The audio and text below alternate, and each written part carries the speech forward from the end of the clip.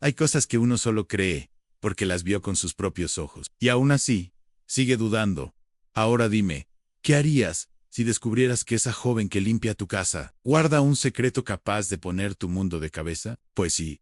Eso fue exactamente lo que le pasó al doctor Vicente, en empresario, viudo, solitario, de esos que están siempre rodeados de gente, pero no tienen a quien contarle una pesadilla en su esposa.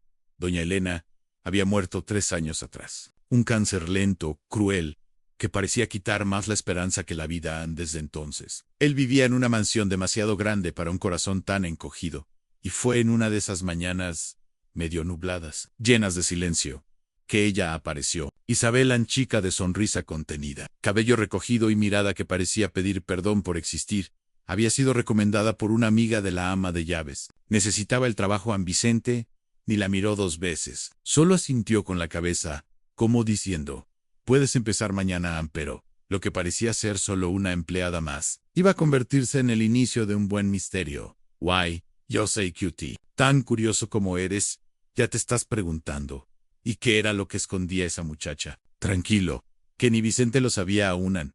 Lo que llamó su atención fue una escena simple en una noche cualquiera. Él estaba en la terraza de la biblioteca, tomando su whisky de siempre, cuando la vio salir por la parte trasera de la casa con prisa. La mirada vayan y una bolsa vieja de tela en el brazo. Era casi medianoche. Podía haberla ignorado. Podía haber vuelto a su copa, al silencio, al vacío, pero no algo dentro de él. Tal vez el aburrimiento, tal vez el instinto, hizo que se pusiera el abrigo, saliera en silencio y siguiera esa sombra por la calle oscura. Y fue en esa caminata, sin rumbo claro, que su vida empezó a descarrilarse. Isabela caminaba rápido, dobló 2 esquinas, entró en una calle de Addy Queens y se detuvo frente a una casa sencilla, con la pintura descascarada dentro. Dentro había algo que hizo que Vicente se apoyara contra el muro y espiara por la rendija de la ventana, como un chico travieso, ¿no? Y lo que vio, amigo mío, lo que vio hizo que su corazón se detuviera por un segundo. Si eres de los que disfrutan una buena historia, deja tu like y suscríbete, porque si no, te vas a perder el resto de este caso, que solo se pone mejor. El olor a humedad y café colado escapaba por las ventanas de aquella casita apretada. Vicente, apoyado en un muro áspero, con la respiración contenida en el pecho, intentaba entender lo que sus ojos estaban viendo. Allí dentro, en un cuartito estrecho y mal iluminado, Isabela se arrodillaba frente a un niño. Un niño pequeño, tendría unos 5 años, 6, como mucho. Cabellito rizado, desordenado, de esos que parecen soplos de ángel, juguetes improvisados esparcidos por el suelo, hechos con pedazos de madera y tapas de botella. Isabela le hablaba, bajito, como si el mundo fuera demasiado grande para escuchar aquel amor escondido. Mamá llegó. Te traje el pancito con queso que te gusta. Mamá. Vicente repitió esa palabra por dentro como si fuera un martillazo. Mamá. Dio 2 pasos hacia atrás, aturdido. ¿Isabela era madre? Eso nunca se había mencionado, ni en las entrevistas, ni en los papeles. Y más aún, ¿por qué escondía al niño?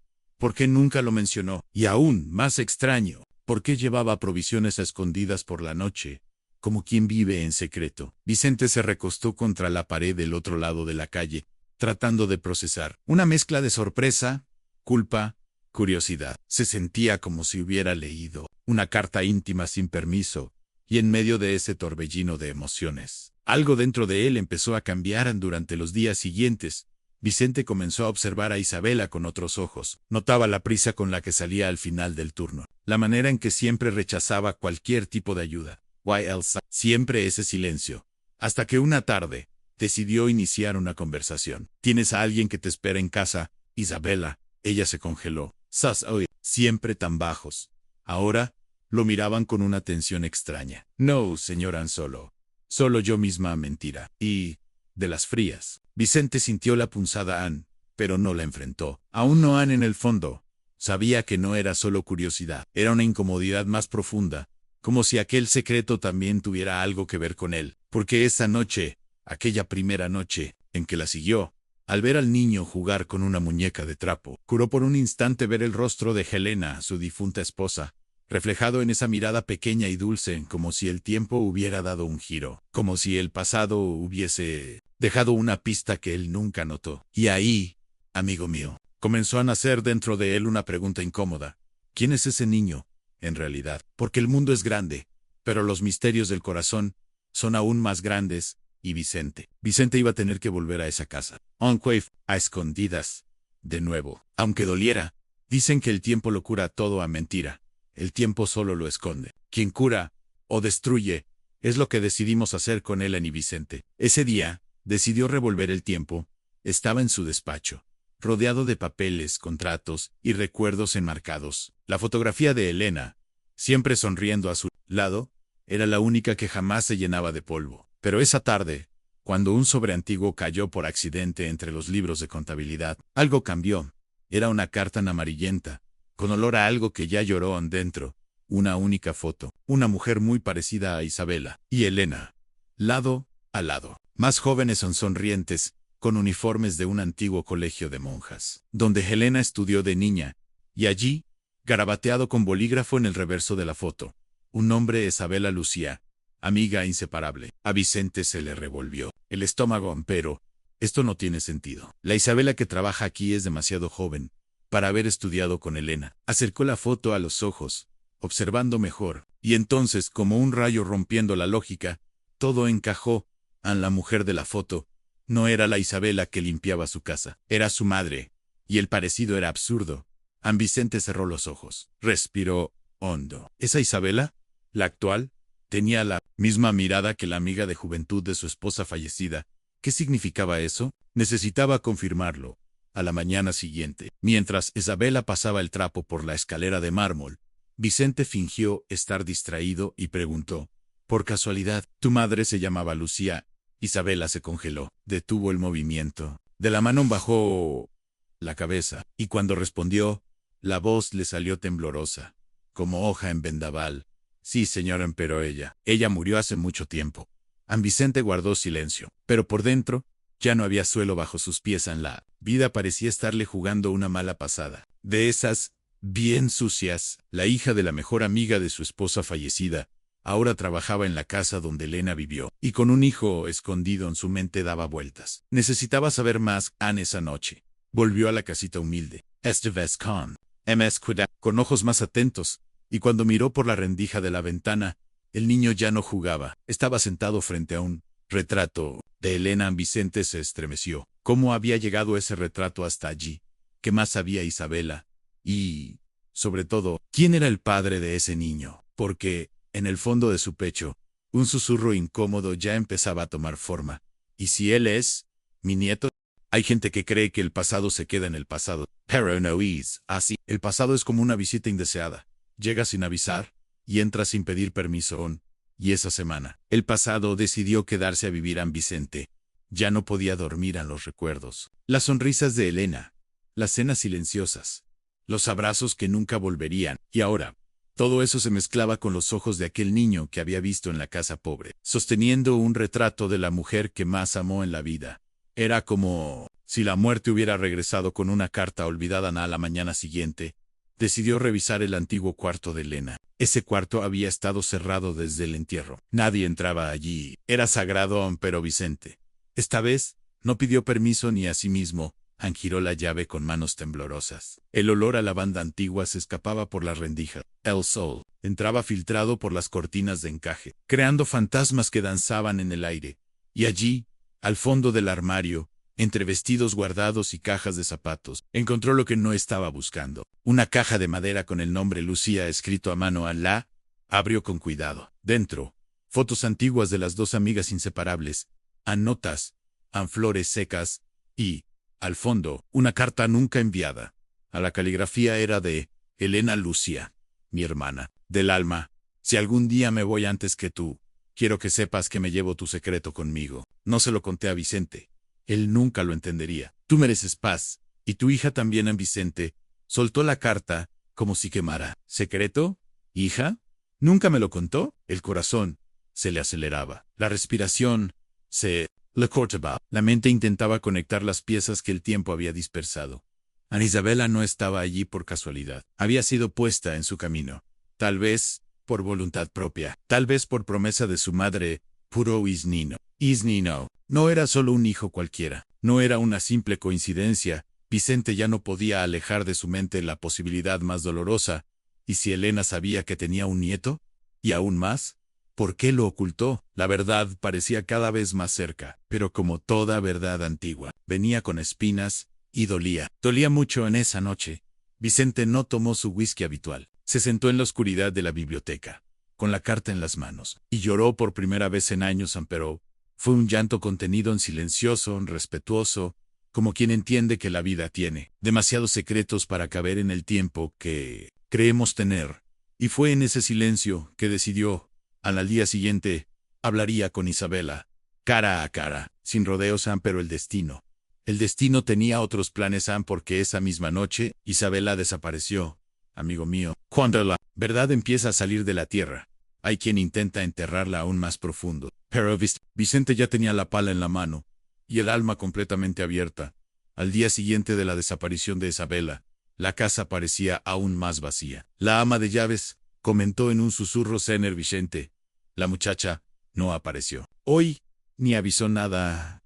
Qué raro, ¿no? Él solo asintió, pero por dentro el corazón le latía como tambor en día de procesión. Sabía que eso no era solo una ausencia, era una fuga. Why, una fuga siempre tiene un motivo decidido a encontrarla. Empezó por lo que sabían la madre de Isabela, Lucía. Había estudiado en un colegio de monjas.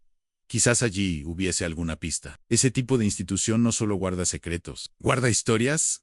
Fue hasta el antiguo convento, donde Elena y Lucia habían estudiado. Golpeó la puerta con firmeza. Lo atendió una monja anciana. Oh Dios, voz de quien ya ha visto girar y detenerse al mundo. Buenas tardes, señora. Busco información sobre una exalumna. Luciana estudió aquí con Elena Díaz, mi esposa fallecida. La monja abrió un poco los ojos al escuchar el nombre. Elena, claro, era de las más queridas a Lucia. También, Vicente respiró hondo. Ellas tenían algún secreto, algo que, bueno, que mi esposa nunca me haya contado. La monja dudó, miró hacia arriba, como quien busca permiso divino. Luego de un silencio que duró más de lo necesario, respondió: Señor Vicente, Lucia quedó embarazada siendo adolescente. Nunca supimos quién era el padre. Desapareció unos meses, y cuando volvió, sin el bebé, ya no volvió a ser la misma. A Vicente se le heló el cuerpo. ¿Y el bebé fue entregado? No oficialmente, pero había rumores de que la niña fue dejada con una señora de la parroquia, una mujer estéril, desesperada por tener hijos. Pero nunca se confirmó nada. El suelo se le abría bajo los pies. La hija de Lucia pudo haber sido criada por otra mujer. Pudo haber regresado después. Pudo ser Isabela. Y si eso era verdad, ese niño que él había visto sería nieto de una historia entera enterrada bajo 7 llaves en these doors. La monja le sostuvo el brazo. Perdone si me estoy extralimitando, pero su rostro me resulta familiar. Why is Nino? El que la acompaña tiene unos ojos que se parecen a los suyos. Vicente sintió esa frase estallar en el pecho como un trueno silencioso. Salió de allí, aturdido. Por las calles, el mundo parecía moverse más lento, como si el universo conspirara para que él pensara en cada detalle. Al regresar a casa, pidió localizar la dirección oficial que Isabela había dejado en su contrato de trabajo. Pero el papel estaba roto, y el número de teléfono apagado se esfumó como humo. Y para empeorar, esa noche, alguien tocó el portón de la mansión. Era una mujer desconocida, ojos hundidos en voz seca. ¿Es usted el doctor Vicente? Sí. Dígame, creo que tenemos que hablar sobre Isabela y su hijo. Vicente abrió los ojos de par en par. La mujer parecía saber más de lo que debía. ¿Quién es usted?, preguntó ella. La respuesta fue como una cuchilla. Soy de los servicios sociales, y el niño, bueno, el niño está bajo investigación, y tal vez, doctor, usted esté más involucrado en esto de lo que imagina. Hay momentos en que la vida golpea tan fuerte que el cuerpo queda de pie, pero el alma se sienta. Vicente, frente a aquella mujer de asistencia social, intentó mantener la compostura, pero por dentro solo quedaban escombros. Investigación, ¿cómo así? Isabela desapareció, y el niño. La mujer lo interrumpió con frialdad profesional. Justamente, Isabela Lucia desapareció hace 2 días. El niño fue encontrado solo en la casa, con fiebre, hambre. Una nota. Vicente sintió que el mundo se hundía. ¿Está bien?, preguntó en un susurro, como quien ya intuye la respuesta. La mujer asintió. Ahora sí, está bajo cuidados. Pero hay muchas preguntas sin respuesta. Y con todo respeto, su nombre aparece más veces de lo que debería. Señor Vicente. Sacó de su bolso una carpeta en documentos en fotografías en copias. Isabela usaba su dirección en los registros médicos. Sus compras de supermercado estaban vinculadas a su número de documento. Y hay algo aún más delicado.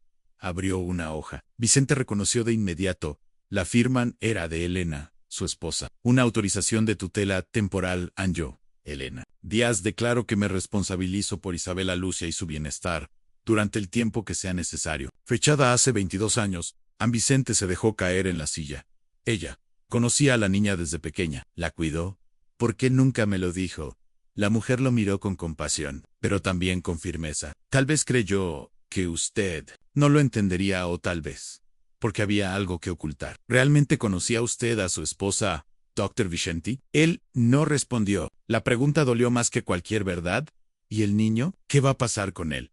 La asistente revisó los papeles. Será enviado a un refugio temporal, hasta que encontremos familiares legales o no, hasta que algún responsable solicite la custodia. Vicente cerró los ojos. La imagen del niño con la muñeca de trapo. El retrato de Elena en sus manos. La sonrisa en la mirada. Quiero verlo. La mujer alzó las cejas. No sé si es recomendable. No. Le pregunté si lo era. Le dije que quiero verlo. Horas después, Vicente entró en una sala fría, blanca, con olor a alcohol y a nostalgia. El niño estaba allí, sentado sobre un colchón delgado, abrazado a su almohada. Ojos cansados, pero vivos, cuando vio a Vicente. No lloró. Ann no corrió, no dijo nada. Ann solo señaló la pared y preguntó, ¿abuelo? Vicente se congeló. ¿Cómo dices, niño? Y él repitió, con esa inocencia que rompe cualquier muro de orgullo, tú eres el abuelo. Mamá me mostró tu foto. Dijo que, si un día ella desaparecía, podía confiar en ti. Vicente cayó de rodillas. Allí, en esa sala, helada, con el mundo hecho trizas, tuvo la certeza. El pasado había regresado. Pero esta vez, pidiendo abrazo, el problema. Ahora tenía que enfrentar al mundo. Porque cuando el corazón dice sí, la burocracia grita no. Hijo mío, hay dolores que no se pueden gritar, porque si uno grita, la garganta se rompe. Entonces uno solo llora menos. Y reza, para que nadie lo vea. An Vicente volvió a casa como quien regresa de un entierro. Pero esta vez, el defunto era la vida que él creía tener. Todo allí parecía un escenario de mentira. La mesa servida, el silencio, lleno de etiqueta, el retrato de Elena sonriendo, como si nada hubiera pasado a Ann, pero por dentro. Una guerra, la duda, el miedo, la culpa. Why is Nino? Ese niño que lo llamó abuelo como si la sangre ya supiera el camino. An Vicente empezó a buscar respuestas desesperadamente. Registros civiles, en hospitales, en diarios antiguos. Habló con exempleados de la casa, con amigas de Elena, con monjas que apenas recordaban su propio nombre. Nada, ni Isabela seguía desaparecida. Hasta que, una noche calurosa de febrero, en pleno martes de carnaval, Vicente recibió una llamada de un número desconocido. Hola, soy yo. No cuelguen, era Isabela. Su voz temblaba, estaba desgastada. Parecía hablar desde un rincón oscuro del mundo. ¿Por qué huiste? Preguntó él, casi en un susurro, temiendo romper la conexión. Porque iban a quitármelo. ¿Y creíste que desaparecer iba a ayudar? Silencio. Doña Elena prometió que usted cuidaría de él en sí. Yo ya no estaba. ¿Pero por qué esconder todo esto, Isabela? Pocho, nunca me lo contaste. Y entonces, ella lo dijo. Porque él es su nieto. La frase entró por los oídos y bajó como fuego líquido en Vicente. No dijo nada, ni hacía falta. Ella continuó. Mi madre, la señora Elena, fue todo para mí. Cuando mi madre biológica no pudo criarme, él a mí acogió. Y años después, en un momento de dolor, de debilidad, me involucré con su hijo. Su hijo, Doctor Vicente. En el mundo dio vueltas. Los de la sala parecían derretirse. Su hijo me amó, pero tenía vergüenza de mí. Estaba comprometido con otra. Nunca me reconoció, Ann. Y un día, se fue. Ann nunca volvió. Yo no quería venganza. Solo quería criar a mi hijo en paz. Pero cuando la señora Elena enfermó, me pidió silencio. Dijo que usted no estaba listo para saberlo. Vicente respiraba con dificultad. ¿Y ahora? Isabela lloraba al otro lado de la línea. Ahora, tengo miedo. Me persiguieron. Dijeron que me quitarían a mi hijo. Dijeron que me iban a arrestar. Yo solo quería huir con él. Pero se enfermó. Ya no sabía qué hacer. ¿Dónde estás? No puedo decirlo, Isabela. ¿O confías en mí? o lo perdemos. Y esta vez, para siempre, se la sigue. Y entonces, por primera vez, su voz se quebró como un espejo contra el suelo. Estoy en São Joaquim da Serra, en una pensión cerca de la iglesia vieja. Ayúdeme, por favor. Vicente se levantó, tomó las llaves del coche y salió, sin mirar atrás, porque ahora ya no se trataba de él, se trataba de un nieto que pedía abrazo, una mujer que pedía auxilio y una historia que por fin quería ser contada.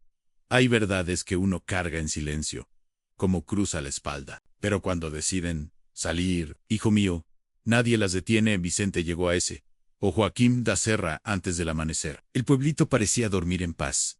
Pero él sabía, la verdadera paz solo vive donde la verdad no duele. Y allí, lo que sobraba era dolor en la pensión que daba detrás de la iglesia, con olor a ropa guardada y pasado húmedo. Golpeó la puerta con fuerza contenida.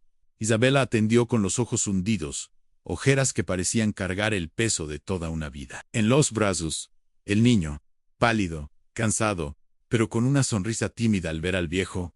Hola, abuelo. Se desarmó, los abrazó a los dos. Allí, en ese pasillo angosto, un hombre que nunca creyó en la reencarnación, sintió que su alma volvía a nacer.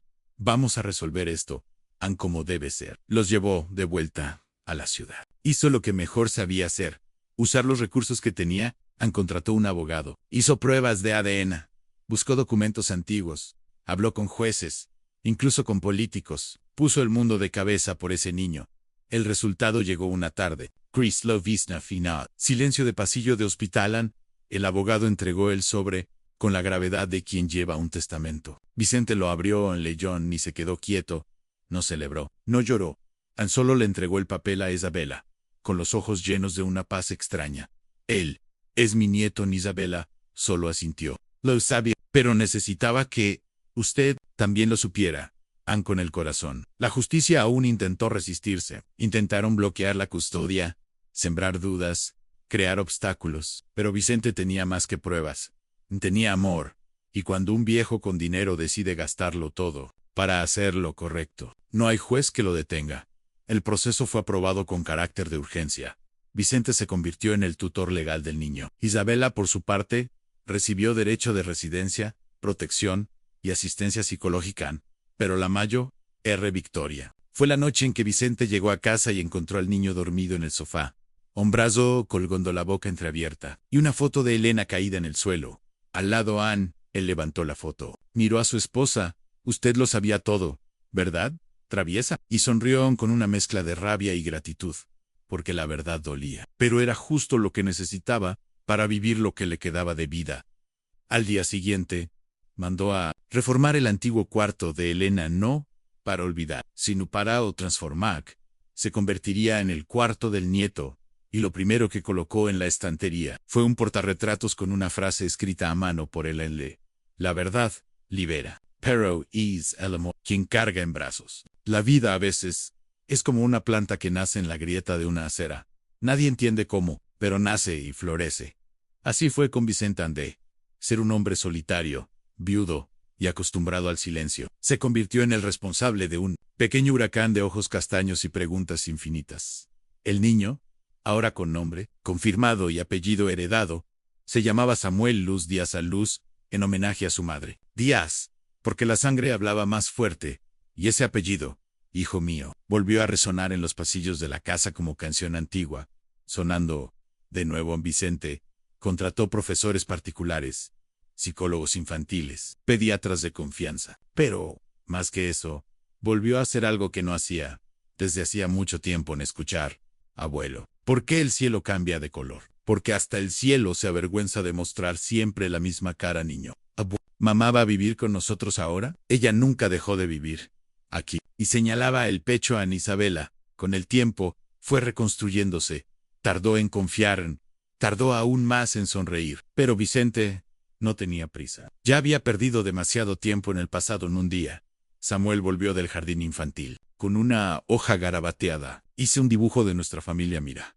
Era Isabela era Vicente. Y justo al lado, una mujer con vestido floreado y una gran sonrisa. ¿Y esta quién es, Samuel?, preguntó el abuelo, intentando disimular el nudo en la garganta. Es la abuela. Mamá me habló de ella. Yo la siento cerca, ¿sabías? Vicente no aguantó. Se agachó y abrazó al nieto con fuerza. Te pareces más a ella de lo que imaginas, mocoso. La semana siguiente, ocurrió algo inesperado. Vicente decidió reabrir la fundación filantrópica que Elena había creado años atrás, pero que él había dejado marchitar con el duelo en solo, que ahora tendría un nuevo nombre, Instituto Luz por la Infancia Invisible. Allí, acogerían a madres solteras, niños sin registro, jóvenes en situación de calle. Vicente no quería que ningún otro niño tuviera que pasar por lo que Samuel vivió, y más aún, quiso que Isabela fuera la coordinadora del proyecto. Ella dudó. Pero sí, yo no soy nadie, tú eres madre, eres hija, eres sobreviviente, eres todo lo que este mundo necesita. Y aceptó Anne en la inauguración. Samuel corrió por el jardín del nuevo espacio, con una camiseta que decía, soy la primera luz del instituto. Vicente miró aquello, y entendió en el amor que había sentido por Elena. No había muerto, solo había cambiado de forma. Anne dejó de ser memoria, y se convirtió en legado. Al final de cuentas, a la vida no le importaron los papeles, ni los exámenes, ni los apellidos. Le importó la presencia, el abrazo apretado a Anne, la mirada cómplice, las historias contadas antes de dormir en Vicente. El hombre que ya lo había perdido todo, descubrió que aún había mucho por ganar, pero no en dinero ni en poder. Anne ganó algo raro, un nuevo sentido a hoy. Quien pasa frente a la mansión de los Díaz, ve algo diferente. El césped, antes cortado con precisión militar, ahora tiene juguetes tirados. Hay una bicicleta azul caída de lado Anne, y un perro callejero que responde al nombre de Taff. Hoy no para quieto jamás. Pero lo más bonito está en la puerta de entrada. Un cartel de madera, tallado a mano, con la siguiente frase aquí. Vive una familia que se eligió. Vicente nunca más volvió a tomar su whisky nocturno. Dice que ahora prefiere un vaso de leche tibia junto a su nieto Anne. Samuel crece, con demasiadas preguntas y pocos traumas, y cuando le preguntan por su padre, responde con sabiduría de adulto. Mi papá no pudo quedarse, pero mi abuelo se quedó por los dos Anne. Isabela volvió a estudiar. Está cursando trabajo social. Y dicen que su discurso de graduación hizo llorar hasta al rector en el Instituto Luz, ya se han acogido a más de 30 niños. Y cada vez que Vicente pasa por allí, se detiene, respira profundo y da gracias. Gracias por no haber ignorado aquella noche, aquella bolsa de tela, aquella sombra que huían, porque a veces lo que cambia nuestra vida no es lo que grita, es lo que susurra Annie, la voz de Samuel, en aquella sala fría del refugio, diciendo, abuelito. Fue el susurro que lo cambió todo. Dicen que el tiempo cura. Mentira, el tiempo no cura, pero ofrece oportunidades, son pequeñas, son silenciosas, disfrazadas de secretos, y quien tiene el valor de escuchar, descubre que aún está a tiempo de amar a ni tú. Querido oyente, ¿qué harías si la vida te diera una segunda oportunidad? ¿Huirías o te quedarías? Porque al final, eso es lo que nos define, la mano que extendemos y la mano que elegimos sostener. Y entonces dime, ¿qué te pareció esta historia, Déjalo en los comentarios, dale like para apoyar el canal y suscríbete para no perderte más historias buenas como esta. Hasta la próxima. De tu abuelo rico.